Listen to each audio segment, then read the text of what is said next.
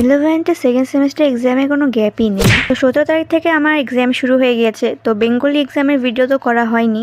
তো next day ছিল English exam. Class 9-10-এ তো পরীক্ষার আগের দিন আমরা ইংলিশ পড়তামই না, বাট ক্লাস 11-এ এসে রিয়েলাইজ হলো না, পড়তে হবে। আমি অনেক কিছু গল্প কবিতা ভুলে গিয়েছিলাম। তো যার জন্য আমি ইউটিউব থেকে লেকচার দেখলাম, দেন এডিউটিপসের ওয়েবসাইট থেকে কিছু করছিলাম। আর মার পাপা বিয়ে বাড়িতে যাচ্ছে, তো আমাকে বললো কিছু ফটো তুলে দিতে। তারপর ডিনার করার পর কারেন্ট চলে গিয়েছিল। তো এইভাবেই ইনভার্টারের লাইট যতক্ষণ ছিল আমি পড়ছিলাম। রাত 2টো অবধি পড়ে সকালবেলা উঠে পড়েছি আবার পড়তে।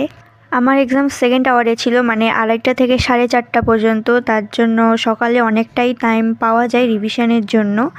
তো এখানে আমি হয়তো কি পড়ছিলাম, র্যাপিড রিডার পড়ছিলাম। দেন রাইটিংয়ে দেখো এতগুলো ক্লাস 10 থেকে এই রাইটিংগুলো জমা হয়ে আছে, এগুলোই পড়লাম। দেন ChatGPT থেকে রিভিশন করলাম। লাস্ট এক্সাম দিতে যাই। তারপর পরীক্ষা অনেক ভালোই হয়েছে, সব কিছু অ্যাটেম্প্ট করেছি। ইংলিশ পরীক্ষা তো কারো খারাপ হয় না। তো টাটা গাইস।